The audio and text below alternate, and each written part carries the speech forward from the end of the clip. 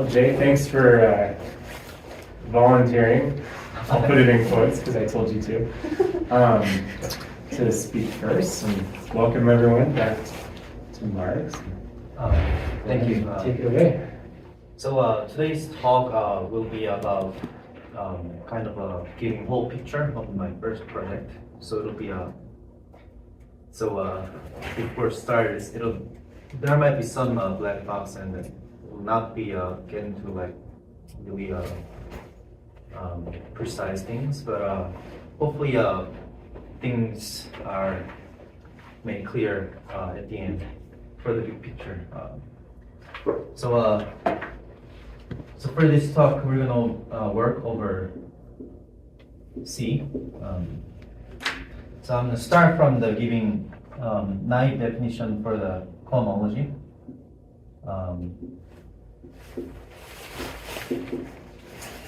So when we have a space X, so cohomology naively can be thought as a thing that elements are subvarieties, and then there is a operation union and then intersection. Those can be realized as a plus in the polynomial ring, and then multiplication in the polynomial ring. And also, for example, P2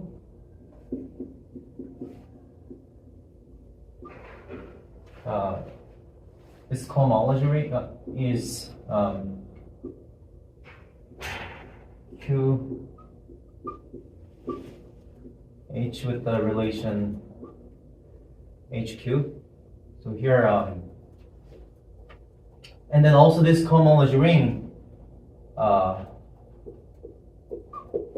as a vector space over Q can be written as a Q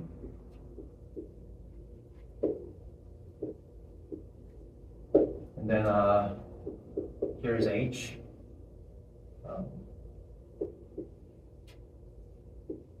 And then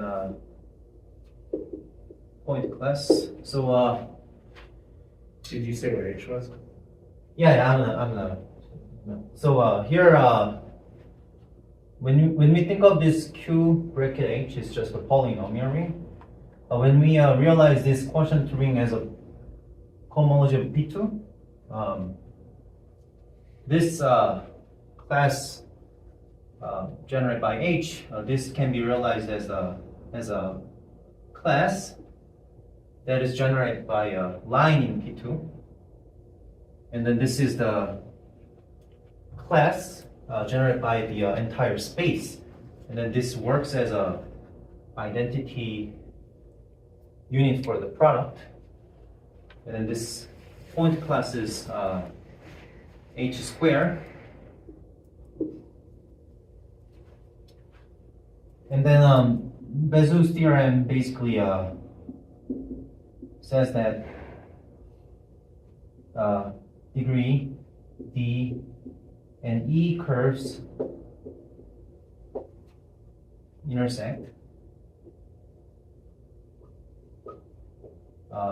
at DE points counting multiplicity.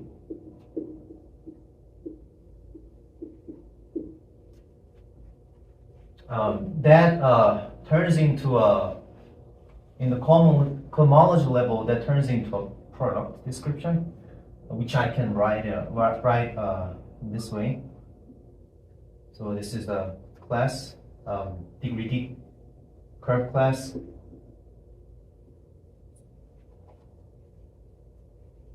Degree E curve class, and then integration over P2, and then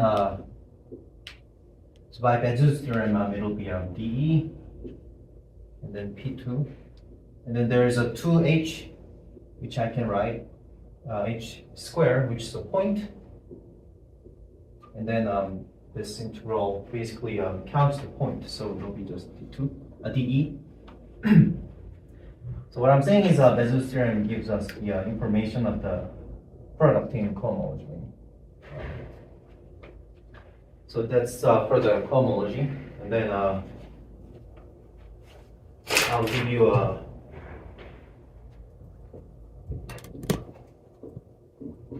Why is the polynomial ring over Q instead of C? it's not a big deal right now. I can just see here. You said over C, you meant X was a complex algebraic variety? Yeah. X is over C, but the cohomology is... Yeah, cohomology ring, I'm just using Q coefficient, but I didn't think that's a big deal. Yeah. Over C means I'm thinking of complex varieties. So I'm gonna give you now I'm gonna think of the moduli space, especially as a start moduli space of stable maps.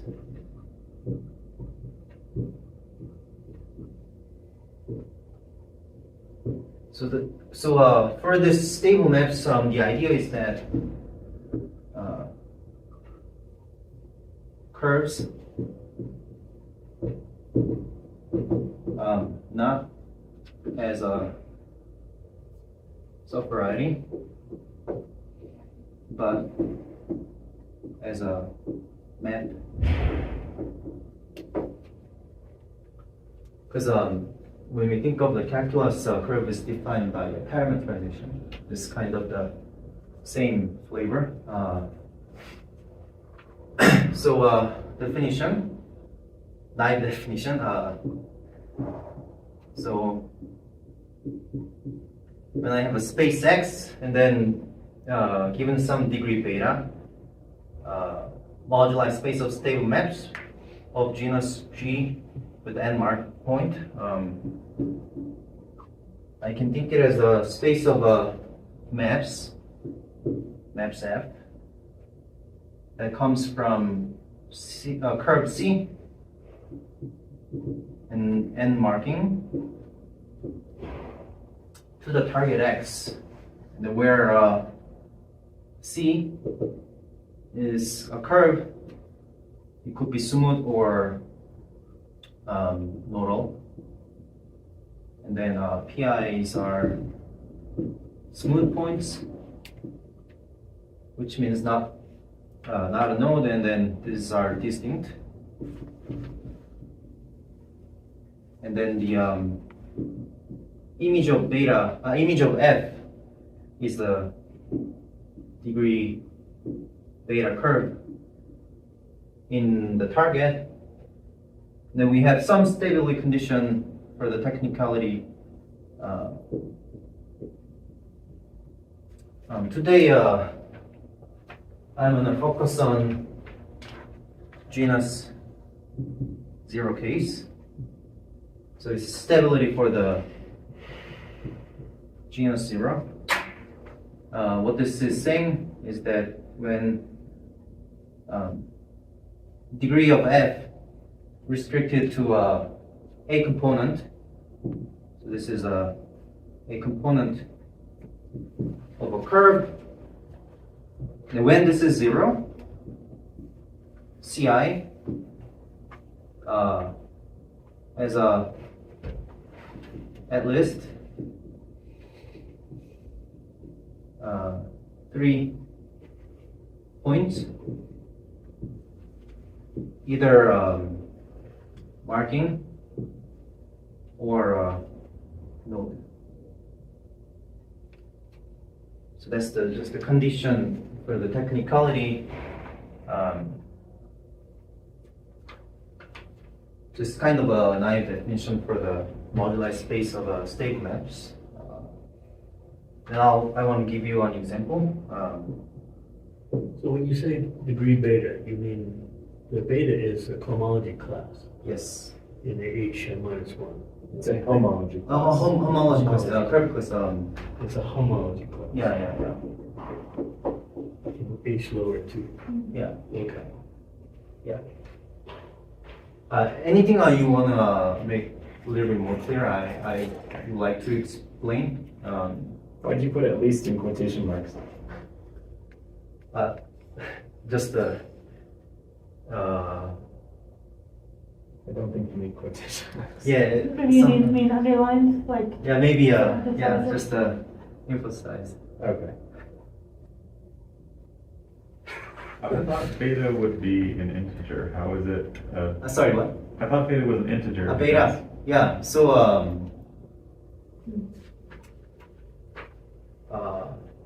so depending on the varieties, this H2 could be a rank 1 or rank 2. So when we have a Pn case, this H2 is exactly the same as Z. So P2 case we only have degree D, like the Enumeration. But in general case, it could be given a tuple. Okay. Yeah. Like if X is a product of projective spaces, you sort of got a different degree parameter for each projection onto the various factors in the product. Yeah, exactly. So some example. So for example, target is P2 and then degree 2, and I have a 2 marking. What could be the elements in here is that so I have a tree consists of 2 P1 and then 2 marking. Each marking is on each component, and then map just going to P2, and then it gives us some crossing lines, and then degree is 2 here. So when we restrict F to each curve, degree 1 for each curve. So that is a possible element in here. This isn't stable. What? This is not stable. You don't have at least 3 points. Well, it is because the degree is Degree, not zero. Degree restricted to each component is not 0. Oh, only if they're contracted. So if you map those 2 lines like to points, or to 1 point, I guess, because they're intersecting, that's when you would need 3 marked points on each? Sorry, what? So if the function f maps those 2 lines to a point, Yeah. that's when you would need the 3 marked points on each line? So yeah, in Just this to case, understand the stability condition. yeah, stable condition is that so here 1 that I write, it is degree of f restricted to Ci is exactly 1. Right. So it's not the case that we apply stability condition. So you could also have like maybe one of those lines goes to a line and the other one shrinks to a point on that line. And then the one that shrinks would have needed to have 3 marked points. In here, Yeah. well, I guess you can't have it in M02 because you have 2 marked points, right? Draw some more examples. Yeah, So, yeah. maybe that's what I'm asking. I'm like trying to Yeah, figure so more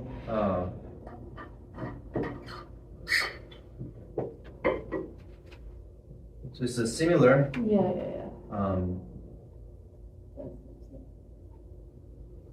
Yep.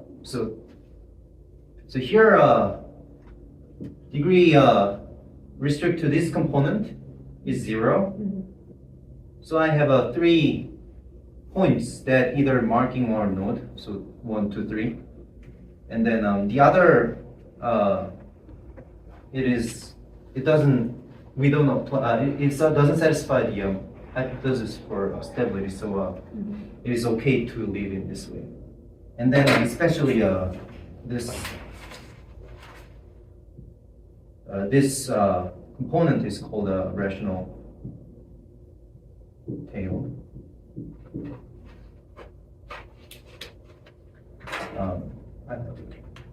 Yeah. Why is it called a rational tail? What's the meaning of it? That it has no marking? Yeah, it has no marking. No. Yeah.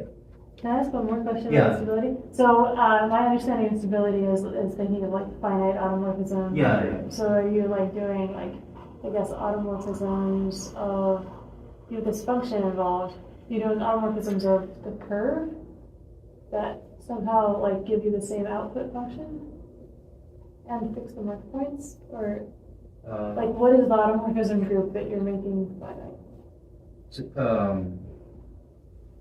So as far as I know, we do have, if we have a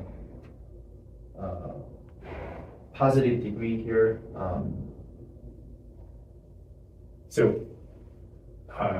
Yeah, you're looking at automorphisms of the source curve that preserve the markings, and if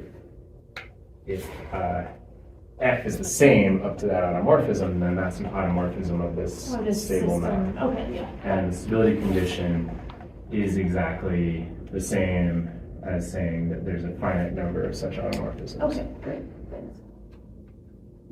yeah, thank you.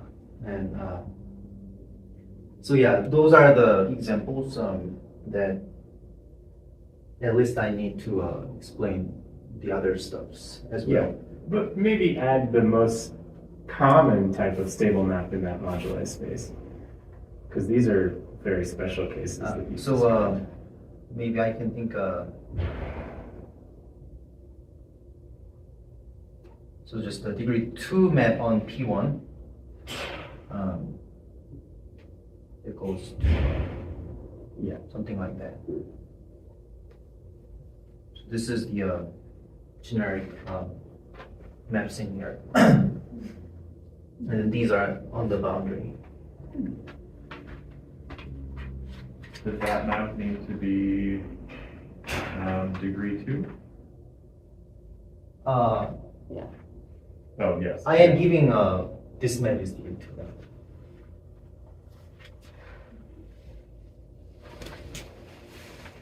So I'm seeing this. I see. Yeah, So- this is the. So we're requiring that the sum of the degrees on each component is always 2. So if the map doesn't contract a component, then there's no automorphisms there. It's only in the contraction that one can deal with some automorphism, in which case you have to stabilize by adding some markings. There could be finite automorphisms if you have Sure, like a finite, multiple yeah. cover, but there's no infinite automorphism group unless you're contracting. Unless you're contracting, yeah, okay. And if you're contracting, it's the same stability condition as for the moduli space of curves. Yeah. Yeah. Good. Right. Thank you for the clarification. So one more example. So it is P2 but degree 1.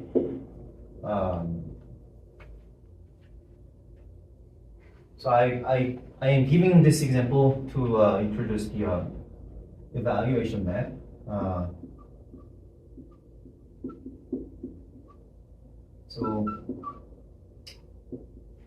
So from the moduli space,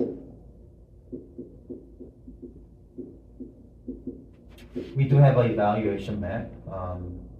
It's EVI, where I have a map, and then there's n markings there, so I can evaluate ith marking. So that's a natural evaluation map. So for especially why evaluation map is important is that, so for example, on this space, I have a 2 evaluation map to P2. So what I can think is that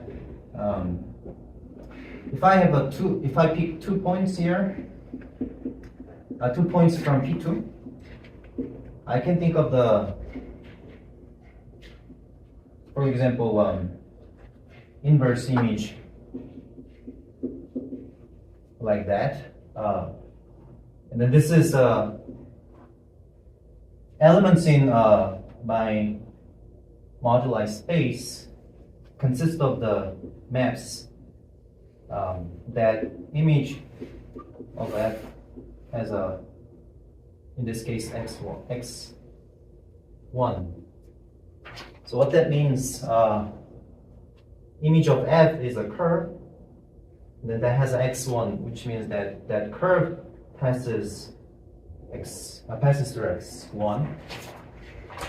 So if we think of the intersection of such a thing, then it is exactly the map in my moduli space that passes through all points that I specified. And then, so in the language of cohomology,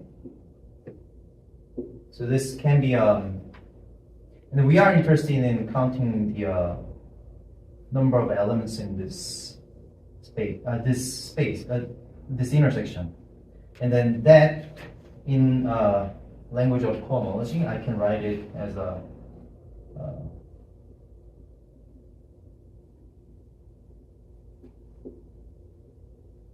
so this one, I am integrating over this space and then EV. So here, cohomology level, I'll write down upper star, and then these guys come to a point class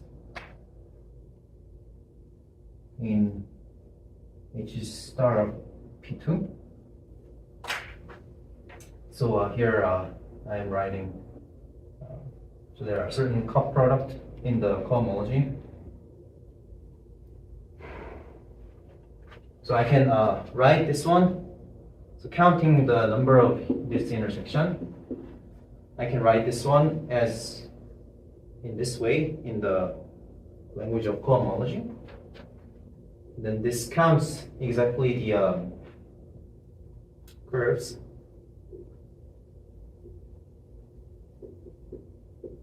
Curves, maybe lines because degree 1. Lines passing through 2 points.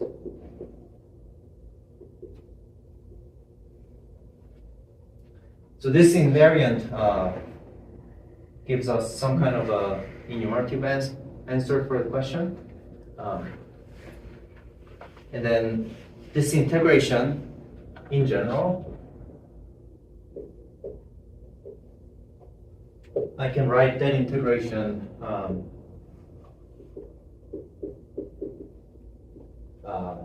this way. There are certain technicality for virtual class, and then product of those EVI upper star of the gamma I, where gamma i's are in H star of X, like the same notion in here. So we can think of this one as the more general one than this one, and then this is called a GW invariant. And then we denote this one by gamma 1, gamma n, GW for the target X, and then so G and beta. So it's just defining the GW invariant, but this is exactly what can be in my mind when we look at this invariant is exactly just this one. Then also for this GW, I'm gonna write down this one as a infinite. There are certain reasons, but not getting to right now. But so this is a GW invariant. So are GW invariants always integrals over virtual classes? If we have a fundamental class that well defined, we don't use virtual class. But there's not. We are not on the situation. We make such a virtual class to do this thing. As far as I know. Yeah. So in this example of genus 0 curves mapping to P2, that moduli space is smooth, so it has a nice fundamental class, and then you just integrate over the fundamental class. But in general, the moduli space might not be smooth, and then you have to do something fancy. But morally, it's not different. So now, after we defining GW invariant, my focus on what I want to focus on is quantum product. So first, before this one, before quantum product, we need some space, algebraic space that this quantum product is defined on. So that's the quantum cohomology. So which I can write as a usual cohomology, and there is a adding one variable q for as a power series. So when I take the q is equal to 0, it's exactly h star x, which is the usual cohomology that we know. So that's why we call this quantum cohomology. Is a deformation of a usual cohomology. I'll give you one. I'll explain this one through an example for P2. So for P2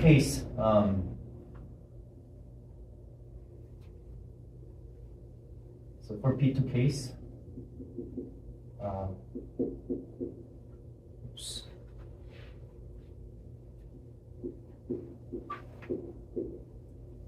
So basically, this quantum product is a product defined on this quantum cohomology.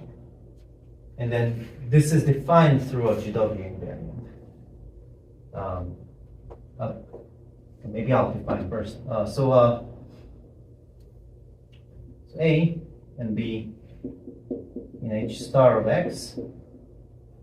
And then I define quantum product by Ti.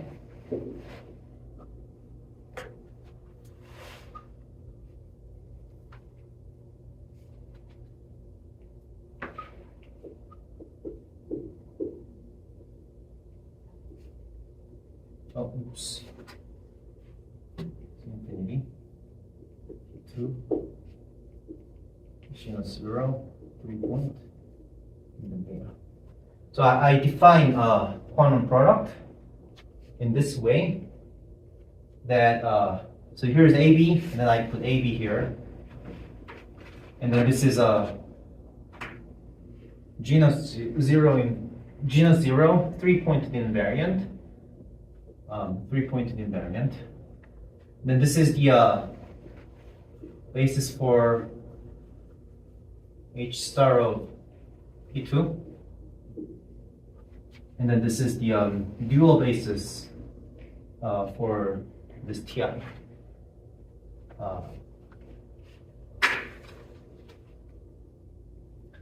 And then I'll make it more explicit than this one through the example for P2 case. So let's think of the product on the generators. Like the H0 is 1, and then H1 is line, and then H2 is point. So this is the usual product. If I plus j is less than 3. So for example, if I have 1 and 1, then it's product of line and 2 lines, and that's exactly a point. So so this is the usual product, and then so this is not the defining. product is already defined in this way. Now I'm just telling you the fact for this part. So in this I plus j is larger than 3 case, using some invariant calculation with some properties, we can see that this is q times I plus j minus 3.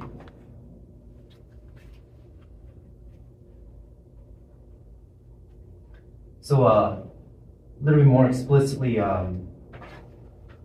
point, which is h2, and then line, so h2, h1. So this is the just q, which I can write fundamental class, which is 1. And then that tells you that. So here's a point and then line, so which can be inserted in here. So here's a point and then line, and then so there is one blank for the third one, and then when we want to have a meaningful invariant here, which is not 0, the only case is point. And then in our setting for this dual basis, if this is a point, dual to that part is the fundamental class, which I can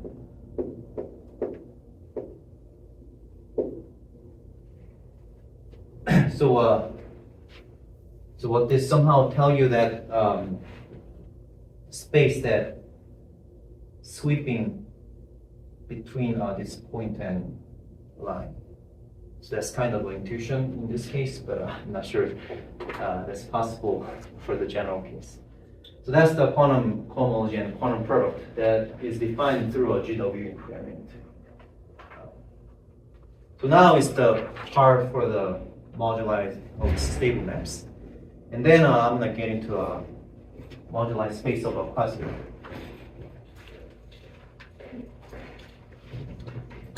So moduli space.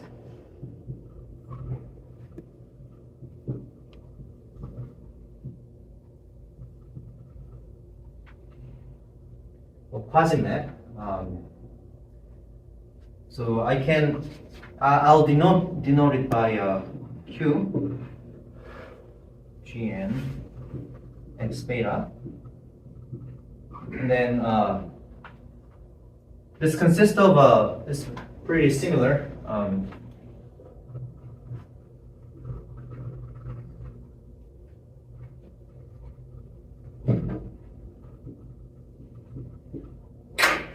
So what makes it different is that when we think of the Quasimap, this map is no longer well defined. It might not be well defined at some at some point, which is called base point. So when you think of the rational map, the place where denominator is 0, so that's the base point, and then such a thing we can write a dashed arrow for the map. So everything everything for genus 0 case,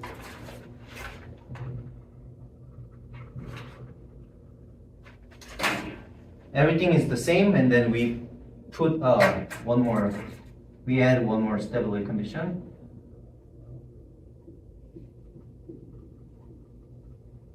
Prime that if degree f restricted to a component is positive, then Ci has at least 2 points that either marking or a node. So everything is same, but I am adding one more stability condition.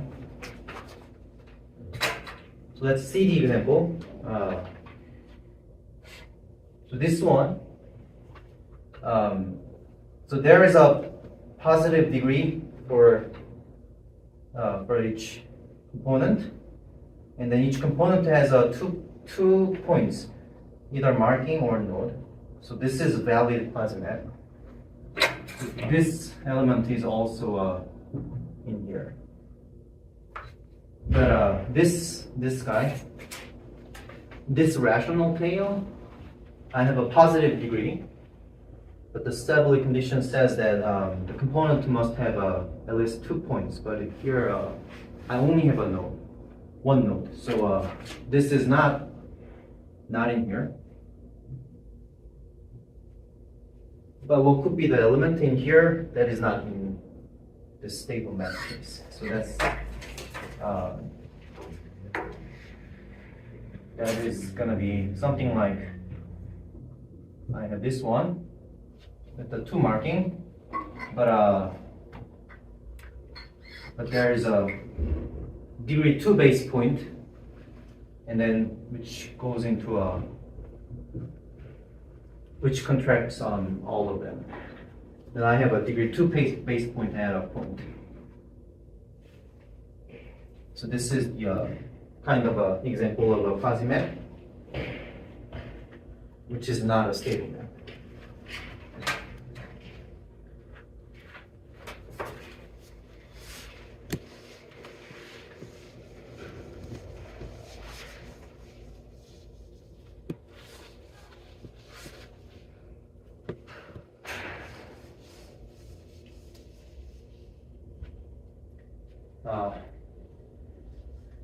Then I need one more ingredient,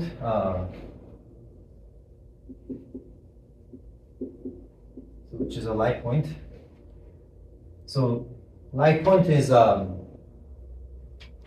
the idea of that light point is it is lighter than just usual heavy point. So when I add a light point, I'll write as n bar k. K is the number of the light points, and here is x beta. And then 2 remarks for the light point is that the first thing is that heavy enough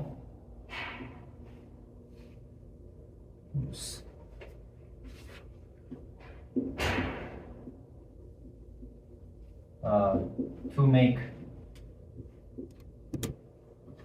this stable. But the second, and then also second remark is too light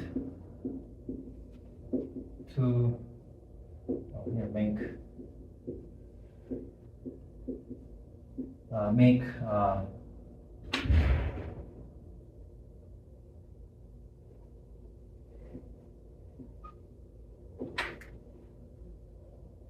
make this stable. So light point is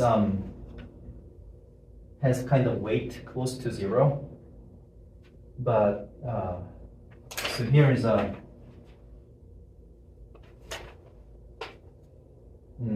but in this case, if I replace one heavy point to a light point, then even though I replace it is still stable. The light point is heavy enough to make this stable. But in this case, even though I put one light point here, it is still not stable. So it is too light to make such a thing stable. So those are the cases for a light point comes up effectively. And so when I think of the Quasimap, so for the Quasimap, I'll use 0 plus notation. We can still define quantum product through the Quasimap. So 0 plus. And then if I introduce light point, so I'll change here 2 by 1. But in this case, this quantum product is a slightly different. So for the insertion, I have to change. So I'm going to use alpha here, and then sigma here. So alpha is a usual insertion from cohomology.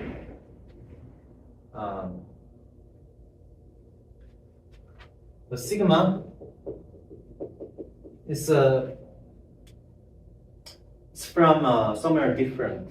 So it's slightly similar, but there's a certain description of this x using stack quotient. So I'm going to put this as a W mod G. Then this is defined by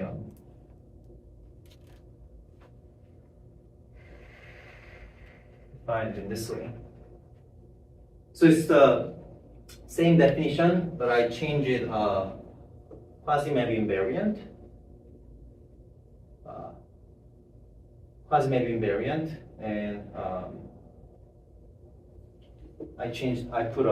I replaced one heavy point by one light point.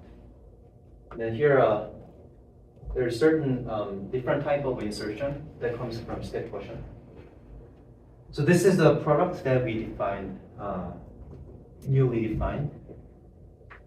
And then, as you can see, these two things, sigma and alpha, comes from different stuff. So precisely, this doesn't give us a product structure, but this gives us so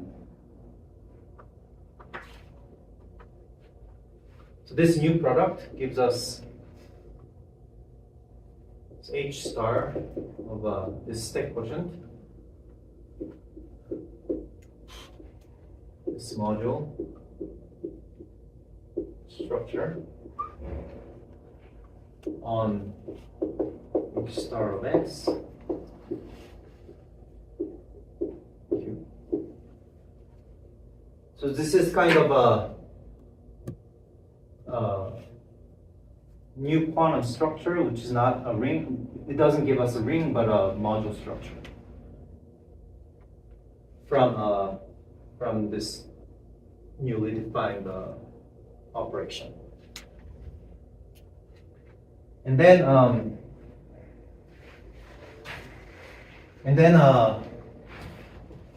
from this one, so from a usual quantum product,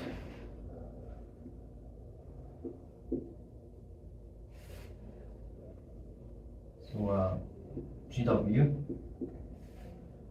So the quantum product defined from GW, because it's a product, associativity is kind of a matter here.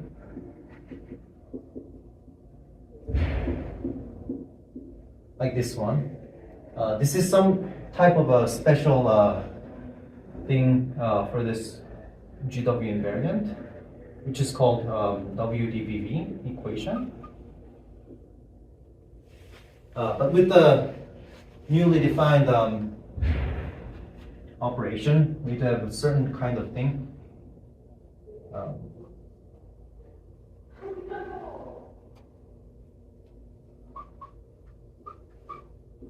So from 0 plus with the 2R1.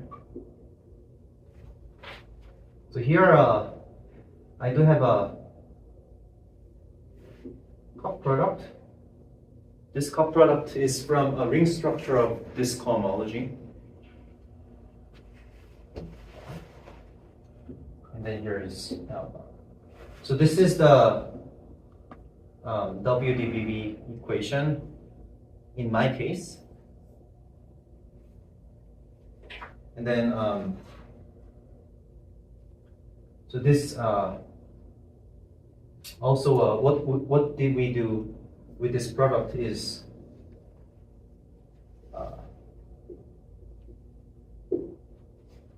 So our example was when target is the surface of a type 2. So this is special in the sense that Hilsbrook surface of type 0 and 1 are phonotype, but this is not. This is something called a semi-positive. So this word comes from that there are certain things with the positivity of a line bundle, and then this final case is kind of a strict equality case, and then this F2 is like a weak equality case. So it's kind of different than 0 and 1 case.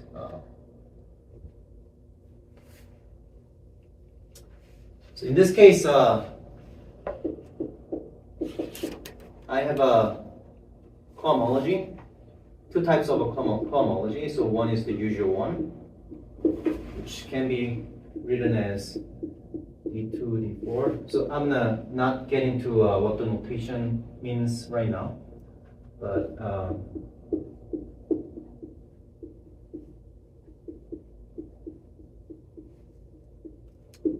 and also there is a stack quotient description for it. And then this is just a sigma 2, sigma 4. So we do have two certain things. And then what I did is computed sigma I acting on di or 1 or a point. So I computed all of them, which gives the representation, and then we check that from the result of this computation, we check that there is certain things going on from the past, that there is something called Batyrev quantum ring, and then quantum ring define quantum cohomology defined by GW, and then defined by 0 plus with the 3 pointed heavy marking, and then there is a Quasimap, and then 2 bar 1, so one light marking. So there are 4 certain things. So this one are the same when the target is funnel. So people, and then it is known that these are not the same when semi-positive case. This is not semi-positive case. This is known. So people thought that when is the case, this Batyrev quantum ring is the same as something when the semi-positive case. But this gives us the negative answer. But we do hope that this is the same as Batyrev quantum ring when the target is semi-positive as a module. So that's the conjecture we made at the end, and we are working on to prove that. So that's the end of the talk. Questions? So you mentioned the associativity situation, which is famously interesting in the Gromov-Witten case. How hard is it to verify the associativity in this situation? In this situation, this new kind of, I think it's not very distinct from this case. it's a similar approach. Yeah, it's to the- pretty similar approach. Yeah, okay. using a splitting lemma in our situation. Yeah, So in Gromov-Witten, it comes from the forgetful map to the moduli space of stable curves in genus 0 with 4 marked points, right?